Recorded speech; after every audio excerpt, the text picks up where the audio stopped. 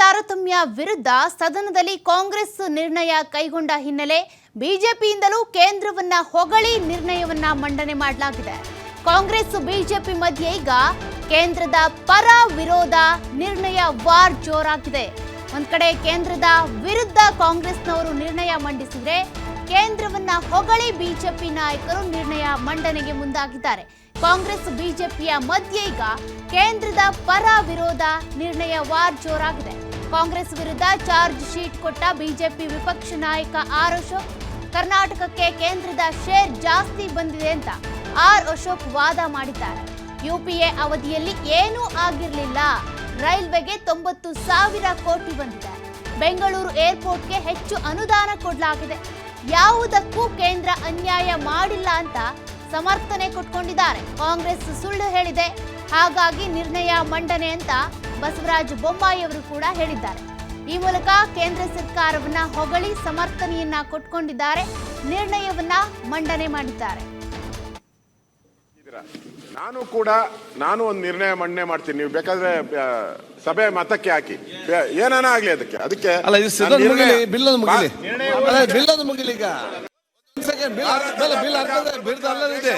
ಪರ್ಯಾಲೋಚನಾ ಪ್ರಸ್ತಾವವನ್ನು ಬಿಲ್ ಅರ್ಧದಲ್ಲಿದೆ, ಪರ್ಯಾಲೋಚನಾ ಪ್ರಸ್ತಾವ ಮಾಡಬೇಕು. 2020-24ನೇ ಸಾಲಿನ ಕರ್ನಾಟಕ ವಿಧಾನಮಂಡಲ ಅನರ್ಹತಾ ನಿವಾರಣಾ ತಿದ್ದುಪಡಿ ಹಲವಾರು ವರ್ಷಗಳ ಪರ್ಯಾಲೋಚಿಸಬೇಕೆಂದು ಸೂಚಿಸುತ್ತೇನೆ. ಹಾಗೂ ಈ ತಿದ್ದುಪಡಿಯನ್ನ ನಾನು ಈಗ ನೀವು ಹಿರಿಯ ಸದಸ್ಯರಿದ್ದೀರಿ, ಆಗಿಂದಾಗ ಸಡನ್ ನಿರ್ಣಯ ಮಾಡಲಿಕ್ಕೆ ತರಲಿಕ್ಕೆ ಆಗುದಿಲ್ಲ.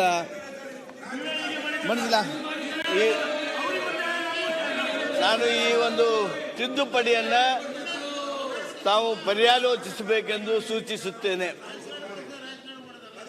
ಸನ್ಮಾನ್ಯ ಅಧ್ಯಕ್ಷರೇ, ಇದೊಂದು ಅತ್ಯಂತ ಸರಳವಾಗಿರ್ತಕ್ಕಂಥ ಕೆಲವೇ ದಿನಗಳಲ್ಲಿ ಕೋಆಪರೇಟಿವ್ ಫೆಡರಲಿಸಂ ಎಂಬ ನೀತಿಯಿಂದ ರಾಜ್ಯದ ತೆರಿಗೆ ಪಾಲು ಕೊಡುವ ಬಹಳ ದಿನದ ಬೇಡಿಕೆಗಳು 32% ಇಂದ 42% ಏರಿಸಿರುವುದು ಎನ್ಡಿಎ ಸರ್ಕಾರದ ಕಾಳಜಿಯನ್ನ ತೋರಿಸುತ್ತದೆ. ಸಂವಿಧಾನಬದ್ಧ ಅಡಿಯಲ್ಲಿ ರಚನೆಯಾದ ಹಣಕಾಸು ಆಯೋಗಗಳ ಶಿಫಾರಸ್ಸಿನಂತೆ ರಾಜ್ಯಗಳಿಗೆ ಹಣಕಾಸು ಹಂಚಿಕೆ ಮಾಡಬೇಕಾಗಿರುತ್ತದೆ. ಅದನ್ನ ಕೇಂದ್ರದ ಎನ್ಡಿಎ ಸರ್ಕಾರ ಚಾಚು ತಪ್ಪದೆ ಪಾಲಿಸಿದೆ. ರಾಜ್ಯ ಸರ್ಕಾರ ತಂದಿದ್ದೇವೆ. ಆರೋಪ ಸಂಪೂರ್ಣ ಸುಳ್ಳಿನಿಂದ ಕೂಡಿದೆ. ಅದನ್ನೇ ಹಣಕಾಸು ಕಾರ್ಯ ಪ್ರಾರಂಭ ಸಂದರ್ಭದಲ್ಲಿ ಇದಕ್ಕೆ ಕಾಂಗ್ರೆಸ್ ಸರ್ಕಾರ ಮಾತ್ರ ಅಲ್ಲ, ನಾವು ರಾಜ್ಯ ಸರ್ಕಾರದ ವಸ್ತುಸ್ಥಿತಿಯನ್ನ ಮನವರಿಕೆ ಮಾಡಿಕೊಡಲು ರಾಜ್ಯ ಸರ್ಕಾರ ವಿಫಲವಾಗಿದೆ. ಅಲ್ಲದೆ ಆಯೋಗ ನಿರ್ಣಯ ಅಂತಿಮ ಸಭೆಯಲ್ಲಿ ಸಮ್ಮಿಶ್ರ ಸರ್ಕಾರದಿಂದ ಕಾಂಗ್ರೆಸ್ನ 5 ಜನ ಸಚಿವರು ಭಾಗವಹಿಸಿದ್ದು, ಆ ಸಂದರ್ಭದಲ್ಲಿ ಯಾವುದೇ ಪ್ರತಿರೋಧ ವ್ಯಕ್ತಪಡಿಸದೆ ಮೌನ ಭಾವಗಳಾಗಿದ್ದಾರೆ. ತಂದಿದ್ದೇವೆ. ಈ ತಿದ್ದುಪಡಿಯನ್ನ ದಯಮಾಡಿ ಅಂಗೀಕಾರ ಮಾಡಬೇಕು. ಆಯೋಗ ಹಂಚಿಕೆಯಂತೆ ಚರ್ಚೆ ಮಾಡಬೇಕಂತ ಕೇಳ್ಕೊಳ್ತೀನಿ. ಚರ್ಚೆ ಮಾಡ್ತೀರಾ? ಮೇಲೆ ಆಗಿದೆ. ಪರ್ಯಾಲೋಚನಾ ಪಕ್ಷದ ನಾಯಕನಾಗಿ ನಮ್ಮೆಲ್ಲ ವಿರೋಧ ಪಕ್ಷದ ಸದಸ್ಯರ ಸಹಕಾರದೊಂದಿಗೆ ಒಂದು ನಿರ್ಣಯವನ್ನ ಮಂಡಿಸಿ, ಕರ್ನಾಟಕ ರಾಜ್ಯಕ್ಕೆ ಕೇಂದ್ರ ಸರ್ಕಾರ ಸನ್ಮಾನ್ಯ ನಮ್ಮ ನೆಚ್ಚಿನ ಪ್ರಧಾನಮಂತ್ರಿ ನರೇಂದ್ರ ಮೋದಿಯವರು ಕರ್ನಾಟಕ ಸರ್ಕಾರಕ್ಕೆ ಜಿಡಿಪಿ ಗ್ರೋತ್ ಅಲ್ಲೂ ಕೂಡ ನಮಗೆ ಹೆಚ್ಚು ಅನುದಾನವನ್ನ ಕೊಟ್ಟಿದ್ದಾರೆ.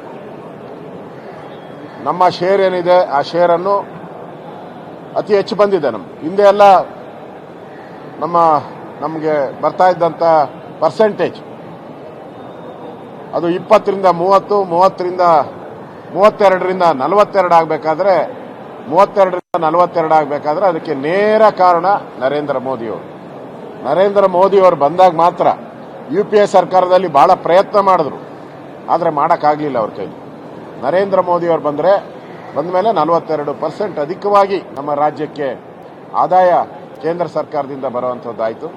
ವಿಶೇಷವಾಗಿ ರೈಲ್ವೆಗೆ ಸುಮಾರು 90,000 ಕೋಟಿಗೂ ಹೆಚ್ಚು ರೋಡ್ಗೆ ಕೊಟ್ಟಿದ್ದಾರೆ, ರೈಲ್ವೆಗೆ ಹಣ ಕೊಟ್ಟಿದ್ದಾರೆ, ನ್ಯಾಷನಲ್ ಹೈವೇ ಈ ಥರದ್ದೆಲ್ಲ ಸುಮಾರು.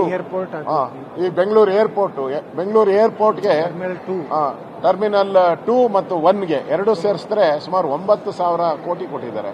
ಈ ಥರದ್ದೆಲ್ಲ ಕೂಡ ಕೇಂದ್ರ ಸರ್ಕಾರ ಯಾವುದನ್ನು ಕೂಡ ನಮಗೆ ಅನ್ಯಾಯ ಮಾಡದೆ ಕೊಟ್ಟಿದೆ ಅನ್ನೋ ಒಂದು ನಿರ್ಣಯವನ್ನು ಇವತ್ತು ನಾವು ಮಂಡಿಸಿದ್ದೇವೆ.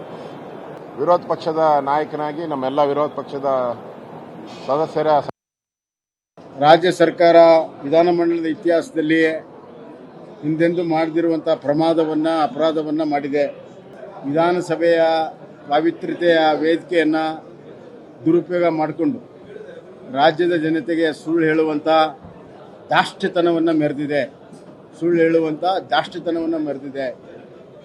ಎಲ್ಲ ಅಂಕಿ ಅಂಶಗಳು ಭಾಳ ಸ್ಪಷ್ಟವಾಗಿದ್ದರೂ ಕೂಡ ಕಾಲ್ಪನಿಕ ಲೆಕ್ಕಾಚಾರ, ಸುಳ್ಳು ಲೆಕ್ಕಾಚಾರ ಮಾಡಿ ಜನರ ಮುಂದೆ ಇವತ್ತು ಕೇಂದ್ರ ಸರ್ಕಾರದ ಅನ್ಯಾಯ ಆಗಿದೆ ಅನ್ನುವಂಥ ತಪ್ಪು ದಾರಿಗೆ ಎಳೆಯುವಂಥ ಕೆಲಸವನ್ನು ಮಾಡಿದೆ. 15ನೇ ಹಣಕಾಸಿನ ವಿಚಾರವನ್ನು ಅವರು ಮಾತನಾಡುವಾಗ ಇಂಟೀರಿಯಂ ರಿಪೋರ್ಟ್ ಬಗ್ಗೆ ಮಾತಾಡ್ತಾರೆ. ಇಂಟೀರಿಯಂ ರಿಪೋರ್ಟು ಯಾವುದೂ ಕಾನೂನುಬದ್ಧವಾಗಿಲ್ಲ ಮತ್ತು ಆ ಅಧ್ಯಕ್ಷರಿಗೆ ಅಧಿಕಾರ ಇಲ್ಲ. ಆದ್ದರಿಂದ ಅಂತಿಮ ರಿಪೋರ್ಟ್ನಲ್ಲಿ ಯಾವುದೇ ಶಿಫಾರಸನ್ನು ಅವರು ಮಾಡಲಿಲ್ಲ. ನಮ್ಮ ಬೆಂಗಳೂರಿನ ಸಬರ್ಬನ್ ರೈಲ್ಗೆ 15,000 ಕೋಟಿ ಕೊಟ್ಟಿದ್ದಾರೆ, ಅದರ ಬಗ್ಗೆ ಮಾತನಾಡುವುದಿಲ್ಲ. ಮೆಟ್ರೋಗೆ ಇವತ್ತು 50% ಪಾಲು ಕೇಂದ್ರ ಸರ್ಕಾರ ಕೊಡ್ತದೆ, ಅದರ ಬಗ್ಗೆ ಮಾತನಾಡುವುದಿಲ್ಲ. ಆರೋಗ್ಯದಲ್ಲಿ ಆಯುಷ್ಮಾನ್ ಭಾರತ 60 ಲಕ್ಷ ಜನರಿಗೆ 5 ಲಕ್ಷ ರೂಪಾಯಿಯ ಲಾಭ ಬಂದಿದೆ, ಅದರ ಬಗ್ಗೆ ಮಾತಾಡೋದಿಲ್ಲ. ಕಿಸಾನ್ ಸನ್ಮಾನ್ ಯೋಜನೆಯಲ್ಲಿ 64 ಲಕ್ಷ ರೈತರಿಗೆ ಇವತ್ತು 14,000 ಕೋಟಿ ರೂಪಾಯಿ ಕಿಸಾನ್ ಸನ್ಮಾನ್ ಯೋಜನೆಯಲ್ಲಿ ಕೇಂದ್ರದಿಂದ ಬಂದಿದೆ, ಅದರ ಬಗ್ಗೆ ಮಾತನಾಡೋದಿಲ್ಲ. ಹೀಗೆ ಸುಳ್ಳನ್ನು ಹೇಳುವ ಬರದಲ್ಲಿ ಸತ್ಯವನ್ನು ಮರೆಮಾಚಿ ಮಾಡ್ತಾ ಇದ್ದಾರೆ. ಈ ನಿರ್ಣಯವನ್ನು ತರೋ ಮುಖಾಂತರ ರಾಜ್ಯಕ್ಕೆ ದ್ರೋಹ ಮಾಡಿದ್ದಾರೆ. ರಾಜ್ಯ ಕೇಂದ್ರ ಸಂಘರ್ಷ ಮಾಡಿ ರಾಜ್ಯದ ಜನತೆಗೆ ಹಾನಿ ಮಾಡುವಂಥ ಕರ್ನಾಟಕ ರಾಜ್ಯಕ್ಕೆ ಹಿನ್ನಡೆ ಉಂಟು ಮಾಡುವಂಥ ಹೀನವಾದಂಥ ಕೆಲಸ ಈ ಸರ್ಕಾರ ಮಾಡಿದೆ. ರಾಜ್ಯ ಸರ್ಕಾರ